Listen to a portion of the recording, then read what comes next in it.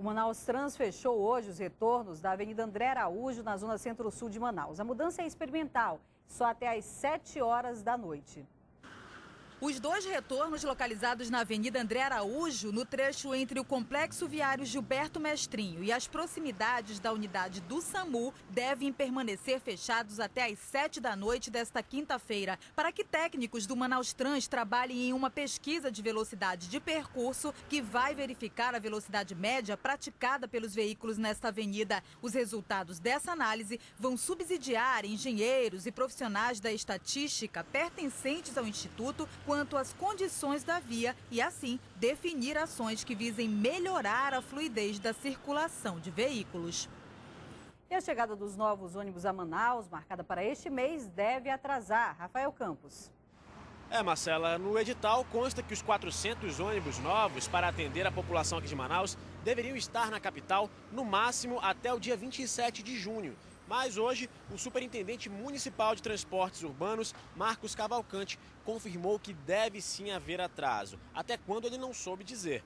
Ele atribui esse atraso principalmente à questão logística, já que as fábricas que vão produzir esses veículos ficam no sul do país, muito distante aqui do Amazonas. E também porque essas mesmas fábricas estão cheias de pedidos de prefeituras de todo o país. Nós sabemos, pela dificuldade de transporte e a logística de trazer esses ônibus todos, é que pode haver atraso. Mas o atraso está previsto contratualmente e as empresas sofrerão as penalidades.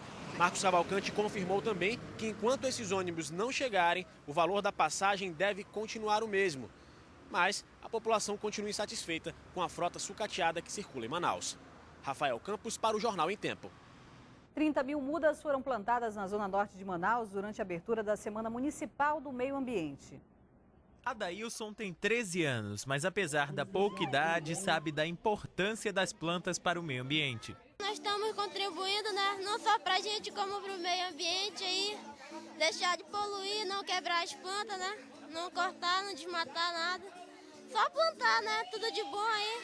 Assim como ele, outras centenas de estudantes foram hoje ao Igarapé do Passarinho, zona norte de Manaus, para plantar mudas de árvores. A ideia é mudar o cenário do local, antes degradado pela ação do homem.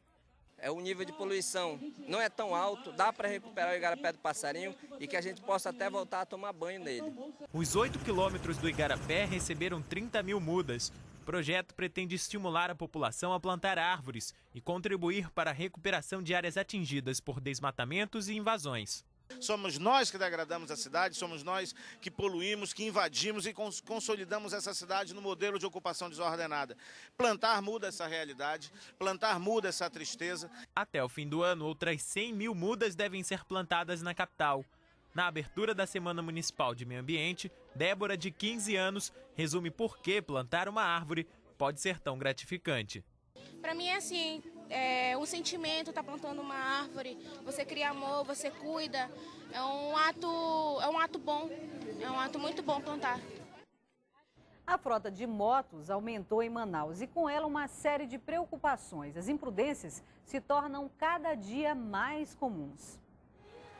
Trânsito carregado e transporte público precário fazem da moto o veículo ideal para quem tem pressa. Bastava o preço se adequar à renda da maioria da população. A gente tem a facilidade de ter o crédito para o cliente, então dessa forma as vendas elas são superadas a cada mês. E o preço já diminuiu bastante, mas foi a facilidade de financiar uma motocicleta que atraiu Ednelson. O trânsito não dá mais para estar andando de ônibus não, né? E meio mais seguro de andar agora é igual a moto, né? Segundo o Departamento de Trânsito, a frota de motos cresceu 81,3% em 5 anos em Manaus. Nesse período, a quantidade de motocicletas na capital passou de quase 47 mil em 2006 para pouco mais de 84 mil até fevereiro deste ano. Mas com tantos novos motoqueiros, as imprudências se multiplicam. Os tipos infracionais de trânsito que remetem à alta acidentalidade, a mortes e lesões nesse tipo de veículo automotor. Por exemplo, a desobediência a um equipamento de proteção individual, como é o capacete. Na zona leste da capital, flagramos várias irregularidades. Este homem se arrisca ao fazer o retorno no meio-fio. Muitos motoqueiros ainda circulam sem capacete. Outros transportam crianças com idade abaixo de 7 anos, o que é proibido pelo Código de Trânsito brasileiro. As irregularidades estão longe dos fiscais de trânsito e a tendência é que elas aumentem à medida que a frota de motocicletas cresce na capital. Organizações sociais e representantes do governo discutiram hoje mecanismos de inclusão de pessoas com deficiência. Uma das ideias é expandir um projeto da Secretaria Estadual de Educação, que coloca alunos deficientes e não deficientes na mesma sala de aula. Karina tem 16 anos e cursa o primeiro ano do ensino médio. A jovem passaria despercebida não fosse uma diferença que já virou detalhe. A adolescente nasceu sem audição, mas ela diz que isso nunca foi problema, mesmo quando há 4 meses trocou uma instituição especial por um colégio comum. Ela e mais 8 colegas surdos estudam na Escola Estadual Frei Silvio, localizada no centro da cidade. Aqui, além da professora, o intérprete também tem papel fundamental. Tenho 2 anos somente de intérprete, né? Agora, na minha vida, eu já tenho mais de 10 anos trabalhando como intérprete, trabalhando nessa parte inclusiva, que para mim é uma satisfação muito grande, é poder ajudar. A escola começou a fazer parte do projeto de inclusão social em 2009. Carlos Adonai lembra do primeiro dia de aula daquele ano. Ele e outros alunos ouvintes estranharam. Porque eu nunca estudei com alunos e colegas desse jeito, né? Foi bem esquisito, eu não sabia se me considerava no professor, no intérprete. Então, assim, eu fiquei meio constrangido, sabe? Mas isso durou pouco. Logo, o estudante ficou amigo dos novatos e até já aprendeu a linguagem por sinais. No Amazonas, a preocupação com a inclusão no sistema de ensino começou em 2003, quando a SEDUC criou a Gerência de Educação Especial.